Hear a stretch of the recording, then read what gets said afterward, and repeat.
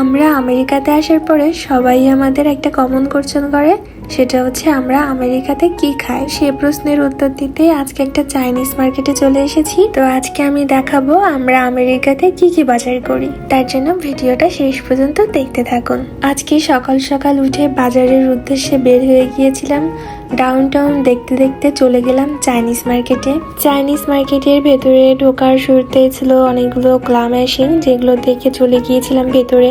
এবার আমার প্রয়োজনীয় বাজারগুলো আমি একে একে নিয়ে নিব। এই বাজারগুলো দেখে আনুমানিক আপনারা ধারণা করতে পারবেন যে আমরা আমেরিকাতে কি খাই। এখানকার দোকানগুলো বাংলাদেশের মতো না, এখানকার দোকানগুলো একটু আলাদাই বলতে পারেন।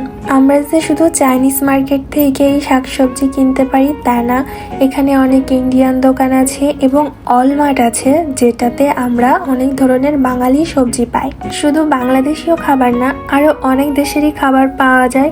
অনেক সবজি বা অনেক ফলের ঠিকভাবে নামও বলতে পারবো না, কখনো হয়তো বা দেখিনি, তবে তার ভেতর থেকে আমাদের দেশীয় যেসব খাবার সেসব খাবারই আমরা নিয়ে আসি।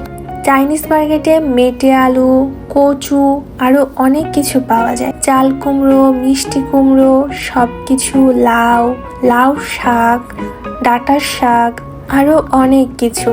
আজকে তো আমি 2 রকমের শাক নিয়েছিলাম, কলমির শাক ও পালং শাক নিয়েছিলাম। পুঁই শাকও পাওয়া যায়, তবে আজকে পুঁই শাক পাইনি। আর একটা শাক পরে পেয়েছিলাম, মটর শাক। তাহলে মোট 3 ধরনের শাক নিয়েছি। আর এই যে কচু, চাইনিজ মার্কেটে এই কচুটা শুধু পাওয়া যায়। 2-1টা সবজি হয়তো বা একটু কম দেখা যায়, তাছাড়া মোটামুটি লাউ, কচু, কুমড়ো, বেগুন, আলু, এমন বিভিন্ন ধরনের সবজি আমরা পেয়ে থাকি। বাংলাদেশে যেমন শাপলা ফুলের নাল ভেজে খাই, সেই শাপলা ফুলের নাল কিন্তু এখানেও পাওয়া যায়। আশা করি ছোট একটা ধারণা পেয়েছেন যে আমরা কেমন ধরনের সবজি বাজার করি বা কি কি পাই। এবার চলেন একটু মাছের ধারণা দিই। এই চাইনিজ মার্কেটে জ্যান্ত মাছ পাওয়া যায়। চাইলে এখান থেকে পরিষ্কার করেও আনা যায়, আবার চাইলে আপনি বাসায় এনেও পরিষ্কার করতে পারেন। আমরা কিছু ব্লু ক্র্যাব নেব আজকে। আমার ব্লু ক্র্যাব খেতে অনেক বেশি ভালো লাগে। এখানে ব্লু ক্র্যাব বাদেও অনেক ধরনের কাঁকড়া আছে, অনেক ধরনের জ্যান্ত মাছও আছে। তবে এই চাইনিজ দোকানে আমাদের বাংলাদেশীয় মাছটা কম পাওয়া যায়। বাংলাদেশীয় মাছ কেনার জন্য একটা বাংলাদেশের দোকান আছে, আমরা ওইখান থেকে বাংলাদেশীয় মাছ কিনে নিয়ে আসি। এখানে দোকানে তো কেউ তুলে দেয় না, নিজের প্রয়োজন মতো নিজেকে তুলে নিতে হয় এবং কাউন্টারে গিয়ে বিল পেমেন্ট করে দিতে হয়।